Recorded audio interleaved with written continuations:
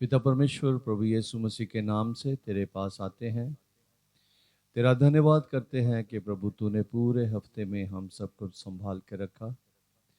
तेरा धन्यवाद करते हैं प्रभु जी आज के दिन के लिए, जो तूने तेरी आराधना के लिए प्रभु हमें दिया है। हम तेरा धन्यवाद करते हैं प्रभु यीशु। तेरा धन्यवाद करते हैं कि सारे हालात को तूने अपने काबू में रखा है और उन सारे हालातों में तू अपने लोगों को संभाले हुए है। ख़ास तौर से प्रार्थना करते हैं तेरे सारे सेवकों संतों के लिए, जो अलग अलग जगहों पे अलग अलग रीति से अलग अलग माध्यम से प्रभु जी तेरी सेवा कर रहे हैं। प्रभु हम सब जानते हैं कि तेरे वचन के अनुसार तेरा आना बहुत नज़दीक है। जो कुछ भी आजकल हम देख रहे हैं उन सारी बातों का जिक्र प्रभु जी तेरे वचन में है। धन्यवाद करते हैं कि तूने इन दिनों में अपने लोगों को बहुत मौका दिया है कि वो तेरे वचन को सुने।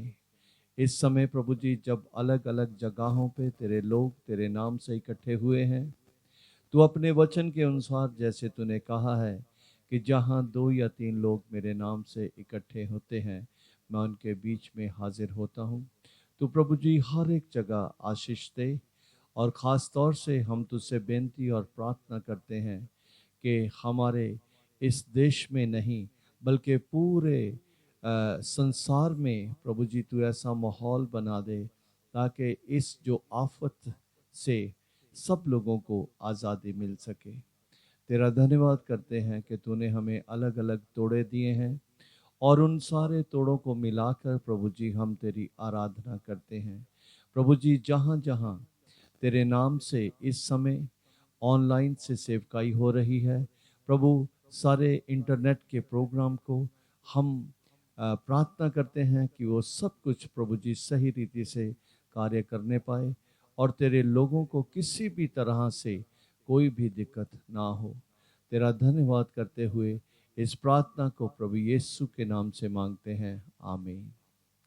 सब लोगों को जय मसीह की और धन्यवाद करते हैं आज के दिन के लिए, जिसमें एक बार फिर से उसने हम सब की सहायता की है कि हम उसकी आराधना आप सबके साथ मिलकर कर सकें। ज़रूरी बात यह है कि हमें सबको अपने दिनों को याद करना है कि किस रीति से परमेश्वर ने हमें अलग अलग समय में अलग अलग परिस्थिति में आशीष दी है। तो इस सभा की शुरुआत जो है हम करेंगे गिन गिन के स्तुति करूं। आ हा हा हा आ हा हा हा आ हा हा हा आ हा हा हा गिन गिन के स्तुति करूं बेशुमार तेरे दानों के लिए। अब तक तूने संभाला मुझे अपनी बाहों में लिए हुए। अब तक तूने संभाला मुझे अपनी बाहों में लिए हुए। गिन गिन के स्तुति करूं बेशुमार तेरे दानों के लिए। अब तक तूने संभाला मुझे अपनी बाहों में लिए हुए। आ हा हा हा आ हा हा आ हा हा हा आ हा हा। तेरे शत्रु का निशाना तुझ पर होगा ना सफल। तेरे शत्रु का निशाना तुझ पर होगा ना सफल। आंखों पुतली जैसे वो रखेगा तुझे हर पल, गिन गिन के स्तुति करूं, बेशुमार तेरे दानों के लिए। अब तक तूने संभाला मुझे, अपनी बाहों में लिए हुए। आ हा हा हा, आ हा हा हा, आ हा हा हा, आ हा हा। आंधियां बन के आए जिंदगी के फिकर, आंधियां बन के आए जिंदगी के फिकर, कौन है तेरा केवनहारा, है भरोसा तेरा किधर, गिन गिन के स्तुति करूं, बेशुमार तेरे दानों के लिए।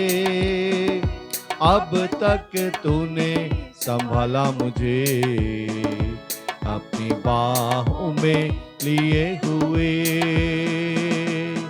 आ हा हा हा,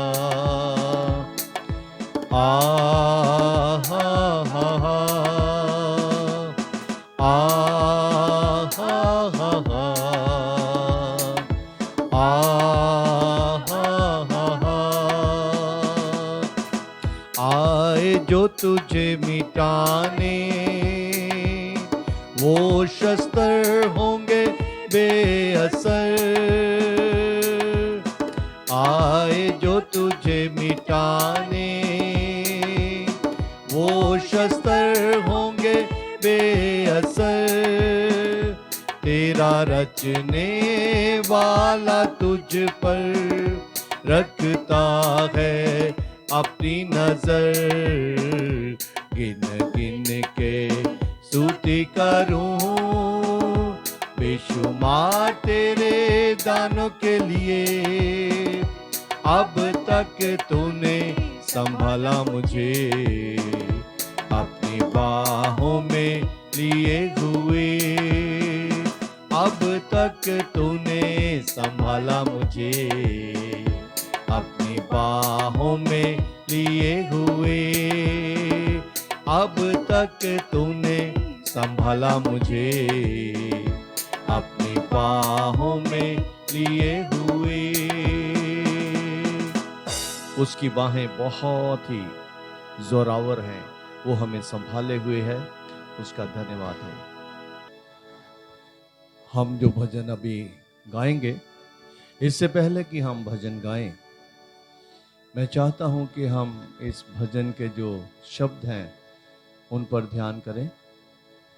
बहुत अरसे से बहुत जगहों पे, जिनमें मैं भी शामिल हूं, हम इस भजन को इस तरह से गाते रहे हैं, करता हूं मैं तेरी चिंता। कभी भी परमेश्वर हमारी चिंता नहीं करता, वो हमेशा हमारा ध्यान करता है। एक खुदा के खादिम ने मेरी ये करेक्शन करवाई है कि हमें चिंता नहीं बोलना, हमें ध्यान बोलना है। और आप सब जो इस गीत को गाते हैं, सबके लिए अच्छा है कि जो सही शब्द है उसको हम गाएं। करता हूं मैं तेरा ध्यान, इस भजन को हम गाएंगे। करता हूं मैं तेरा ध्यान, तू क्यों चिंता करता है। करता हूं मैं तेरा ध्यान, तू क्यों चिंता करता है। आंसुओं की घाटियों में हाथ ना छोड़ूंगा तेरा। आंसुओं की घाटियों में हाथ ना छोड़ूंगा तेरा।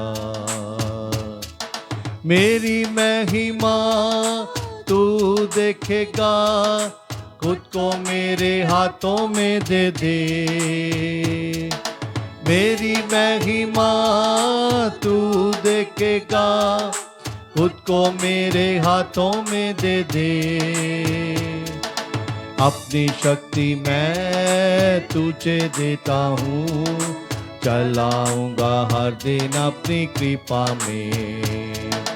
अपनी शक्ति मैं तुझे देता हूँ, चलाऊंगा हर दिन अपनी कृपा में। करता हूँ मैं तेरा ध्यान, तू क्यों चिंता करता है। करता हूँ मैं तेरा ध्यान, तू क्यों चिंता करता है।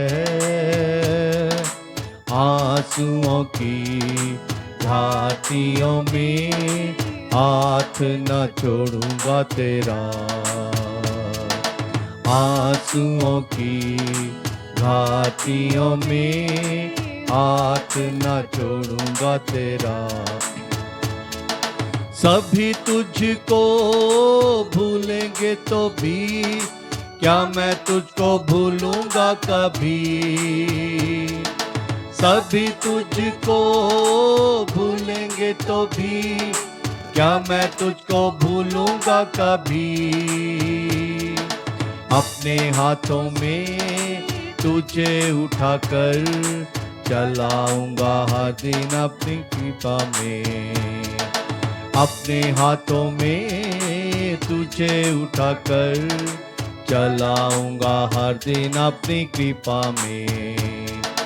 करता हूँ मैं तेरा ध्यान, तू क्यों चिंता करता है।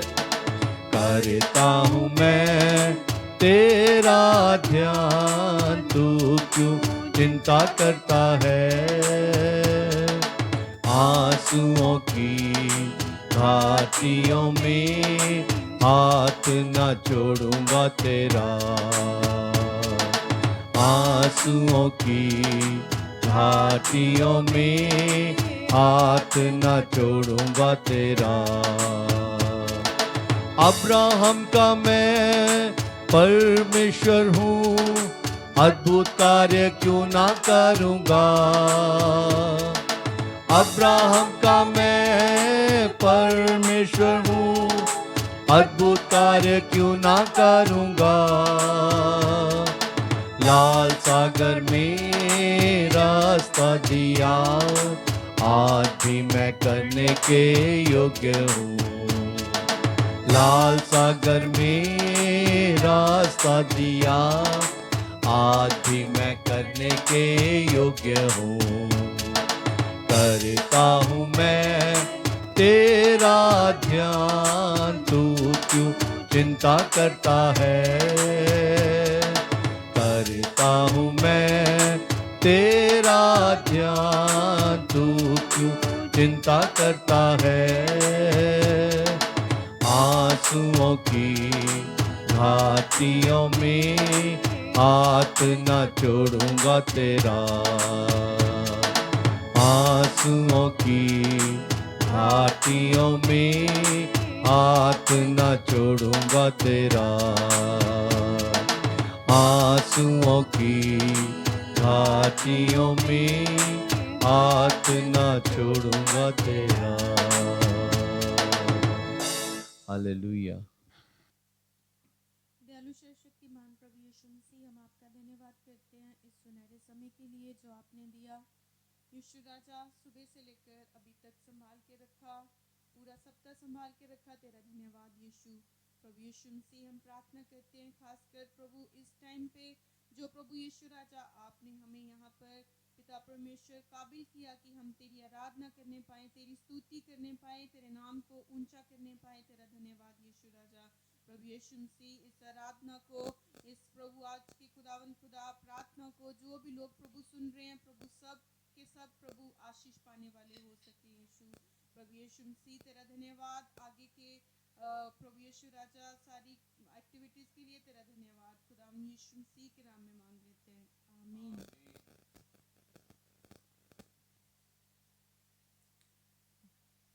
परमेश्वर की कृपा के लिए धन्यवाद की प्रार्थना।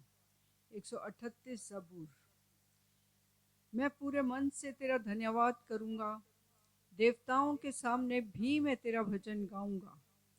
मैं तेरे पवित्र मंदिर की ओर दंडवत करूँगा और तेरी करुणा और सच्चाई के कारण तेरे नाम का धन्यवाद करूँगा, क्योंकि तूने अपने वचन को अपने बड़े नाम से ज़्यादा महत्व दिया है। जिस दिन मैंने पुकारा उसी दिन तूने मेरी सुन ली और मुझ में बल देकर हियाव बंधाया। हे यहोवा, पृथ्वी के सब राजा तेरा धन्यवाद करेंगे, क्योंकि उन्होंने तेरे वचन सुने हैं और वे यहोवा की गति के विषय में गाएंगे, क्योंकि यहोवा की महिमा बड़ी है।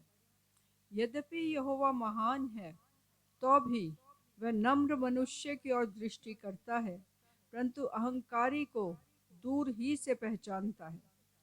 चाहे मैं संकट के बीच में रहूं तो भी तू मुझे जिलाएगा। तू मेरे क्रोधित शत्रुओं के विरुद्ध हाथ बढ़ाएगा और अपने दाहिने हाथ से मेरा उद्धार करेगा। यहोवा मेरे लिए सब कुछ पूरा करेगा। हे यहोवा, तेरी करुणा सदा की है, तू अपने हाथों के कार्यों को त्याग ना दे। आमीन। आइए हम सब वचन के लिए अपने मनों को तैयार करें और प्रभु की आराधना बहुत ही संजीदगी के साथ करें। हम गाएं होसना, तू राजाओं का है राजा। हालेलुया। हम गाएं हो सना, तू राजाओं का है राजा। तेरी महिमा होवे सदा। तू है प्रभु हमारा खुदा।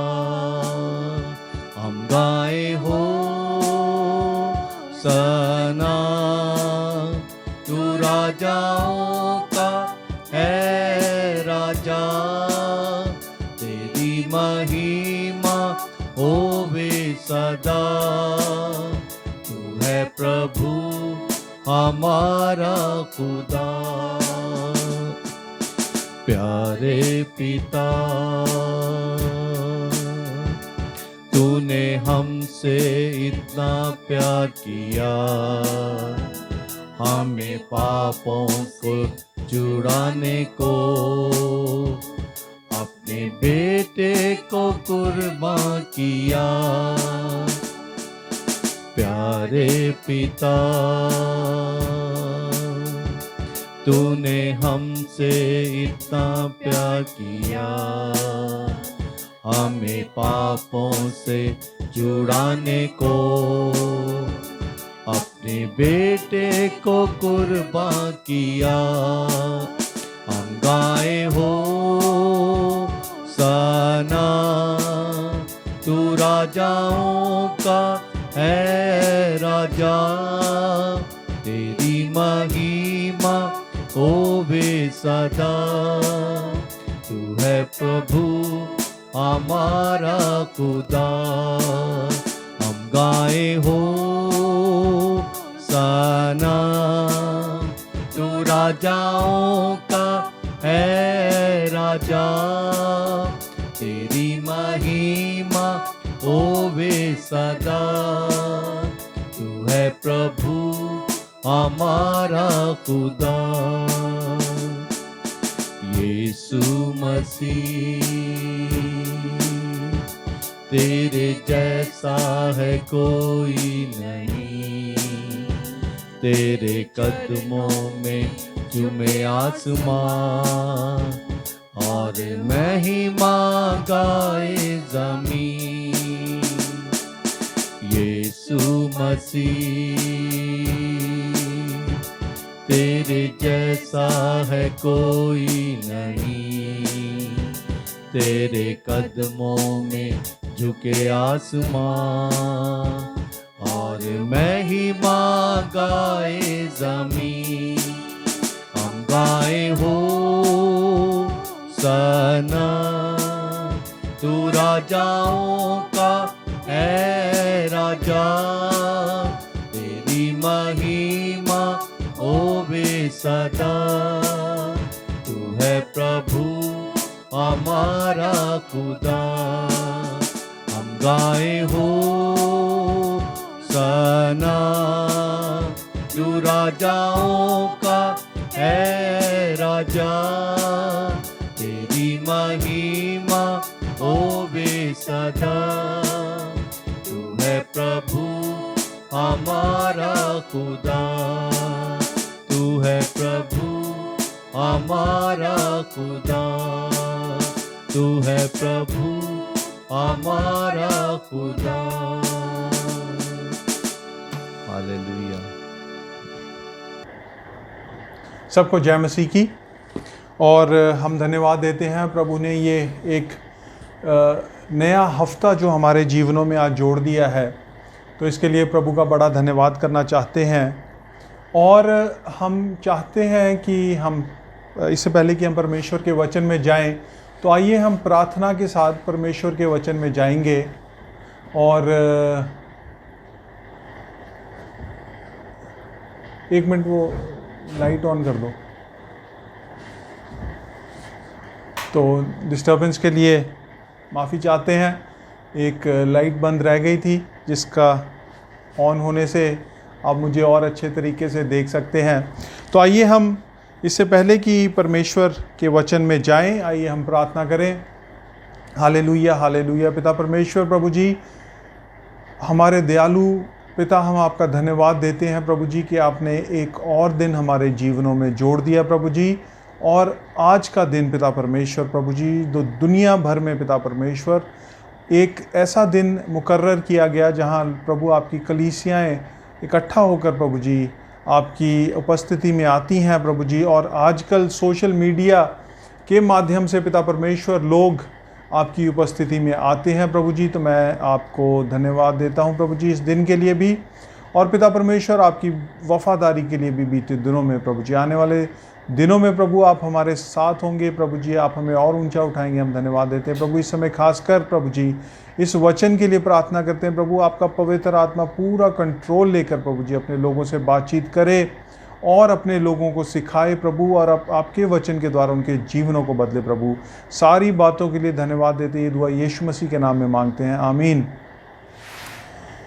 तो मैं एक बार फिर आप लोगों का स्वागत करता हूं आज के इस संडे वर्शिप में। और मैं जो आज आपसे बात करना चाहता हूं वो परमेश्वर के प्रेम के बारे में है। हम जानते हैं कि बीते दिनों में अभी आपने एक सीरीज़ सुनी है और दीपक ने हमारी उसमें अगुवाई की है, प्रभु उसको बहुत आशीष दे। पर इस सीरीज़ शुरू होने से पहले मैं आपसे बातचीत कर रहा था परमेश्वर के प्रेम के बारे में, और मैं आने वाले दिनों में भी परमेश्वर के प्रेम के बारे में ही बातचीत करता रहूँगा, क्योंकि परमेश्वर का प्रेम कोई एक दो दिन में, एक हफ्ते में ख़त्म होने वाली बात नहीं है। बाइबल में इतनी जगह परमेश्वर के प्रेम को दर्शाया गया है, और बहुत ज़रूरी है कि एक मसीही, एक विश्वासी इस बात को अच्छे तरीके से समझ ले कि हमारा पिता परमेश्वर हमसे कितना अधिक प्रेम करते हैं। और मैं आपके लिए एक वचन पढ़ना चाहूँगा। हम पढ़ेंगे यूहन्ना रचित सुसमाचार, और उसके कुछ एक हम पोर्शन पढ़ेंगे। और यहाँ पर यूहन्ना रचित सुसमाचार उसके 8 अध्याय में ऐसा लिखा है, परंतु यीशु जैतून के पहाड़ पर गया, भोर को वह फिर मंदिर में आया। सब लोग उसके पास आए और वह बैठकर उन्हें उपदेश देने लगा। तब शास्त्री और फरीसी एक स्त्री को लाए जो व्यभिचार में पकड़ी गई थी, और उसके बीच में खड़ा करके यीशु से कहा, हे गुरु, ये स्त्री व्यभिचार करते पकड़ी गई है। व्यवस्था में मूसा ने तो हमें आज्ञा दी है कि ऐसी स्त्रियों पर पथराव करें, अंततः तू इस स्त्री के विषय में क्या कहता है। तो उस समय के जो वो ज़माना था, वो जो समय था, एक बार मैं फिर आपका ध्यान इस बात पे लाना चाहता हूँ कि व्यवस्था में मूसा ने हमें आज्ञा दी है कि ऐसी स्त्रियों पर पथराव करें। तो कुछ ऐसे बातें थी, कुछ ऐसे पाप थे जिनको पुराने नियम में ये आज्ञा दी गई थी कि पथराव के साथ ऐसे लोगों को, उस अपराधी को मार दिया जाना चाहिए। तो ये पुराने नियम की बात है। मैं एक बार विचार कर रहा था कि प्रभु यीशु मसीह को पथराव क्यों नहीं किया गया। वो एक यहूदी थे और उनके ऊपर पथराव करके क्यों नहीं मारा गया, परंतु यीशु मसीह ने क्रूस को क्यों चुना। अब ऐसा तो है नहीं कि अगर कि लोग उनके लिए जो वो सोचते थे वो कर सकते थे। प्रभु यीशु मसीह ने अपने आप को हमारे पापों के लिए कुर्बानी दी, अपनी कुर्बानी दी। तो यीशु मसीह ने क्रूस ही क्यों चुना, तो इसके बारे में आज मैं इस मैसेज के बारे में सोच रहा था। और मैं सोचता मैंने अपनी वाइफ विजय से ये बातचीत की और उसको बताया कि ये बहुत एक ज़रूरी बात है कि हम लोग जानें कि प्रभु यीशु मसीह ने जो अपना जीवन हमारे लिए कुर्बान किया, उसने क्रूस ही का मेथड क्यों चुना। तो इसके बारे में हम पढ़ेंगे गलातियों की पत्री और उसका 3 अध्याय और उसका 13 वचन हम पढ़ते हैं। और यहाँ ऐसा लिखा है कि मसीह ने जो हमारे लिए शापित बना, हमें मोल लेकर व्यवस्था के शाप से छुड़ाया, क्योंकि लिखा है जो कोई काठ पर लटकाया जाता है वह शापित है। ये बहुत एक ज़बरदस्त बात है और इसको हमें समझना चाहिए। जब हम इस दुनिया में आते हैं तो हम कैसे आते हैं, हमारे खून में पाप होता है।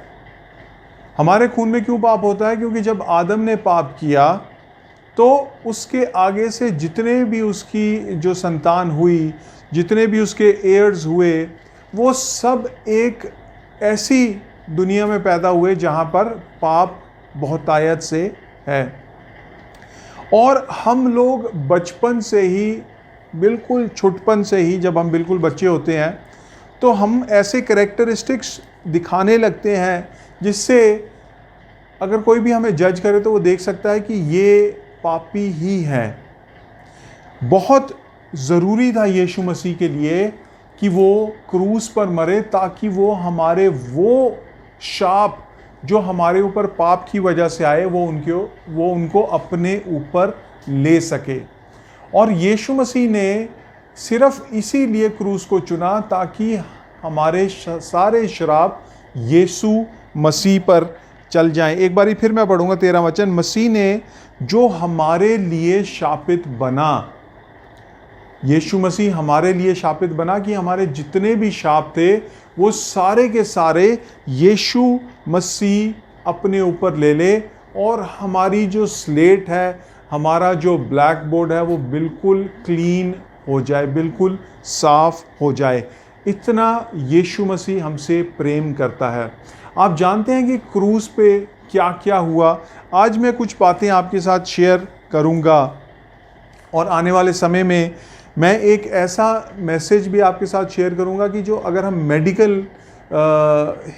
मेडिकली उन चीज़ों को समझने की कोशिश करें कि यीशु मसीह ने हमारे लिए कितना दुख उठाया, तो अभी मैं उसके ऊपर स्टडी कर रहा हूँ और ज़्यादा स्टडी करना चाहता हूँ, क्योंकि हमारे बहुत से सुनने वाले मेडिकल प्रोफेशनल्स हैं और मैं उसको अच्छे तरीके से आप समझकर फिर मैं चाहूँगा कि आपके साथ शेयर करूँ। कहीं ऐसा ना हो कि मैं कुछ गलती करूँ। परंतु आज जो हम बातचीत कर रहे हैं परमेश्वर के प्रेम में, अब हम पढ़ेंगे रोमियो की पत्री उसका 8 अध्याय और उसके 32 वचन से, जिसने जो ऐसे उसमें वहाँ लिखा है कि जिसने अपने निज पुत्र को भी ना रख छोड़ा।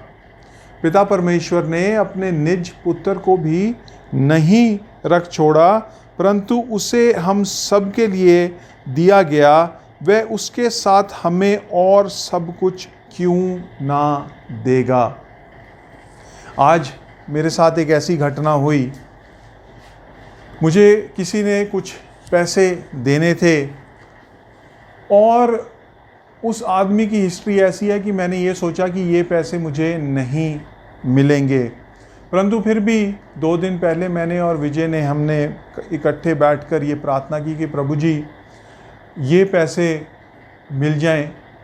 और मेरा वचन कौन से, मैंने किस वचन पे अपने फेथ को रखा, मैंने किस वचन को अपना आधार बनाया, वो मैंने कहा प्रभु जी मैं अपनी जो टाइट्स हैं वो मैं आपको देता हूँ। और वचन में ऐसा लिखा है मलाकी की किताब में कि जब हम अपनी दशवांश परमेश्वर के भवन में लाते हैं तो परमेश्वर क्या कहता है कि मैं जो उजाड़ने वाला है, जो नाश करने वाला है, मैं शैतान को घुड़कूंगा और वो तेरे जो भी तेरा माल है, जो भी तेरे को मिलने वाला है, उसको नाश नहीं करेगा। तो ये मेरा आधार था। और मैं आपको भी इनकरेज करना चाहता हूँ कि अगर हम फाइनेंशियल प्रॉस्पेरिटी चाहते हैं तो हमें टाइट्स और ऑफरिंग्स का बहुत ज़्यादा ध्यान रखना चाहिए। तो हमने 2 दिन पहले ये प्रार्थना की और आज दोपहर भी मेरी बातचीत हो रही थी कि बहुत सारे लोग अपने पैसे का इंतज़ार कर रहे हैं, परंतु प्रभु का बड़ा शुक्र कि प्रभु ने अपने वचन को मेरे जीवन में फुलफ़िल किया, उसको ऐसा होने दिया कि मेरे अकाउंट में जो मैं जिस अमाउंट की वेट कर रहा था वो आ गया। प्रभु का बड़ा धन्यवाद हो।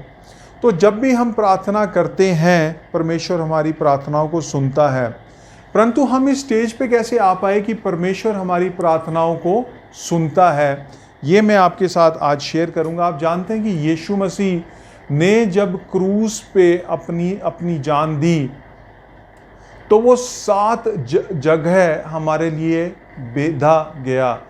He was pierced in 7 places. वो कौन कौन सी 7 जगहें थीं और उनका क्या महत्व है हमारे जीवन में, आज हम उनके बारे में बातचीत करेंगे। तो सबसे पहले हम ऊपर से स्टार्ट करते हैं कि जब यीशु मसीह के ऊपर वो कांटों का ताज रखा गया, तो वो कांटों का ताज ऐसे नहीं था कि बड़ा डेकोरेटिव ऐसे रख दिया कि कहीं यीशु मसीह को चुभ ना जाए, नहीं, वो एक डेलिब्रेट एक्ट था। और वो जो कांटे थे वो कम से कम इतने बड़े बड़े कांटे थे और वो यीशु मसीह के सिर में घुसा दिए गए। स्कल को जहाँ जहाँ वो जगह रही होगी अंदर जाने की, तो वो हड्डियों के बीच में से यीशु मसीह के सिर के अंदर घुसा। और बहुत पेनफुल प्रोसीजर है। और ऐसा क्यों हुआ, इसका क्या महत्व है कि हमारे लिए यीशु मसीह ने वो कांटों का ताज अपने सिर पर रखा।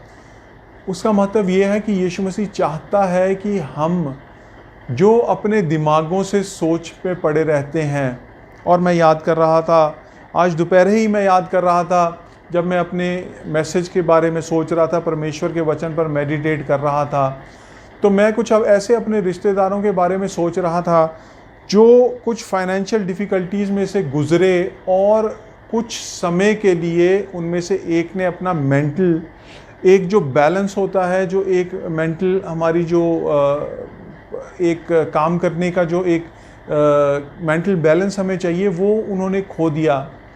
और एक और के लिए मैं सोच रहा था कि जब वो कुछ परेशानी में से गुज़रे तो बहुत समय के लिए वो मेंटली अपसेट हो गए, जिसको हम एक लेमैन्स टर्म में कहते हैं। परंतु यीशु मसीह ने जो जो कांटों का ताज पहना, वो इसलिए पहना कि हम अपनी सारी चिंताएं, हम अपनी जो केयर्स हैं, जो वरीज हैं, वो यीशु मसीह पर डाल दें और हम अननेसेसरी मेंटली परेशान ना होते रहें। तो इसका ये महत्व है। दूसरा, यीशु मसीह के हाथों में कील ठोके गए। वो यीशु मसीह ने क्यों होने दिया कि जब हम अपने कामों, अपने हाथों से जो काम करते हैं, और हम जो यीशु मसीह की संतान हैं, जब हम अपने हाथों से काम करते हैं तो वो हमारे हाथों के कामों पर आशीष दे। वो जो कील उसके हाथों में ठोके गए, वो इसलिए ठोके गए ताकि उसके जो वो घाव थे उनके द्वारा हमारे जो हाथों के काम है उनके ऊपर से श्राप हटा लिया जाए और हम जो जो काम करें उस काम पर परमेश्वर हमें आशीष दे पाए। तो हमने ये पढ़ा था ड्यूट्रॉनमी 28 में भी कि वो तुम्हारे हाथों के कामों पर आशीष देता है। वो क्यों देता है आशीष और कैसे दे सकता है?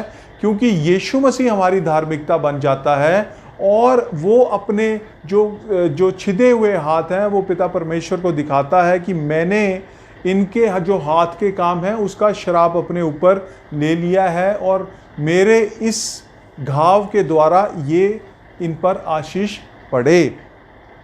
फिर यीशु मसीह के पैरों में कीलें ठोकी गईं, उसका क्या महत्व है? उसका महत्व ये है कि आप जैसे देखें यीशु मसीह की मिनिस्ट्री को देखते हैं। पिछले मैसेज में हमने देखा था कि यीशु मसीह ने इस रास्ते जाना था पर वो चलकर एक ऐसी औरत से मिलने गए, सामरी स्त्री से, जिसके अंदर एक बहुत ज़रूरत थी। और वो ज़रूरत क्या थी कि और कोई उसे फुलफ़िल नहीं कर सकता था। वो ज़रूरत सिर्फ यीशु मसीह ही फुलफ़िल कर सकते थे और यीशु मसीह चलते हुए वहाँ गए। अगर आप और भी जगहों पर देखें तो यीशु मसीह कौन सी जगहों पर जाते थे? जहाँ बहुत भीड़ होती थी। और वो भीड़ में कौन लोग होते थे? गरीब लोग, लाचार लोग, परेशान लोग, बीमार लोग। तो यीशु मसीह जहाँ जहाँ गया वो क्यों गया? क्योंकि वो चाहता था कि हमें गरीबी से, लाचारी से, परेशानी से, मौत से छुटकारा दे सके। तो उसके जो पाँव के जो उसने कील छेदे गए उनका क्या महत्व है? कि यीशु मसीह चाहता है कि ये सारी बातों से हम छुटकारा पा सकें। यीशु मसीह की साइड में भाला खोपा गया। ये क्या दर्शाता है? ये दर्शाता है जैसे हम आदम और हवा की कहानी को सुनते हैं और वहाँ क्या है कि जब आदम अकेला था तो प्रभु परमेश्वर ने क्या किया कि उसके साइड से क्या ली? उसकी एक पसली ली और उस पसली से हवा को बनाया, उसकी ब्राइड को बनाया। तो यीशु मसीह जब साइड से छेदा गया तो वो छेदा गया क्या डिस्क्राइब करता है? वो क्या सिग्निफाई करता है कि अब हम यीशु मसीह की ब्राइड बन गए हैं। यीशु मसीह हमसे कितना प्रेम करता है? यीशु मसीह हमसे उतना प्रेम करता है जितना कि एक दूल्हा अपनी दुल्हन से प्रेम करता है। हमने जब रेवलेशंस में पढ़ा था इफसुस की कलीसिया से कि तूने अपना पहला सा प्रेम छोड़ दिया है। तो प्रभु यीशु मसीह जितना हमसे प्रेम करता है, अगर हम उसके प्रेम के बारे में, अगर हम उसके सैक्रिफाइसेस के बारे में और ध्यान करना शुरू करें और मनन करना शुरू करें तो ये ज़रूर होगा कि हम भी उससे प्रेम करना शुरू कर देंगे। यीशु मसीह की जब वो साइड में भाला मारा गया तो वो सुई नहीं चुभाई गई थी। वो बड़े बड़े भाले होते थे और वो भाला ऐसे नहीं कि वो ऐसे लगा के निकाल लिया। वो मारा होगा उस रोमी सैनिक ने और जब वो भाला मारा यीशु मसीह के पसली में तो वो उनके दिल तक भी गया और दिल को भी रप्चर कर दिया। तभी उनकी साइड में जैसे लिखा है कि पानी और खून निकला। तो वो जो दिल उनका रप्चर हुआ, किस लिए रप्चर हुआ? Why did he suffer from a broken heart? क्योंकि अपनी प्रजा के लिए, अपनी संतान के लिए यीशु मसीह का दिल दुखता था कि मेरे बगैर ये लोग नाश हो जाएंगे। और वो जो टूटा हुआ दिल है, वो जो रप्चर्ड हार्ट है, वो परमेश्वर के प्रेम को हमारे लिए दर्शाता है। जैसे हमने अभी पढ़ा, जिसने अपने निज पुत्र को भी ना रख छोड़ा परंतु उसे हम सब के लिए दे दिया, वह उसके साथ हमें और सब कुछ क्यों ना देगा।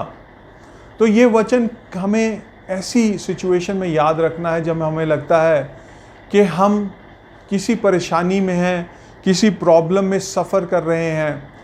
और एक मैं वचन पढ़ रहा था कि इसके ऊपर ही लिखा है कि यदि परमेश्वर हमारी ओर है तो तो हमारे विरोधी कौन हो सकता है, हमारे विरोध में कौन हो सकता है। तो हमें ज़रूरत है कि परमेश्वर के प्रेम के ऊपर मनन करते रहें। इन बातों को हम और भी आने वाले दिनों में और भी देखेंगे कि परमेश्वर ने हमसे कितना प्रेम किया। तो मैं चाहता हूं कि आप इन बातों के ऊपर ध्यान करें, और अगर ज़रूरत है तो एक बारी फिर आप इस मैसेज को थोड़ा रिवाइंड करके देखिएगा कि यीशु मसीह ने हमारे लिए कितना दुख सहा, और यीशु मसीह हमसे कितना प्रेम करता है, और हमें भी उससे कितना प्रेम करना है। तो प्रभु आप सबको बहुत आशीष दे। आपके ये जो आने वाला हफ्ता है प्रभु, इसमें आपके लिए बड़े बड़े कार्य करे, और हम आने वाले दिनों में परमेश्वर के प्रेम के बारे में और देखेंगे। सबको जय मसीह की। प्रभु आपको बहुत आशीष दे। जय मसीह की।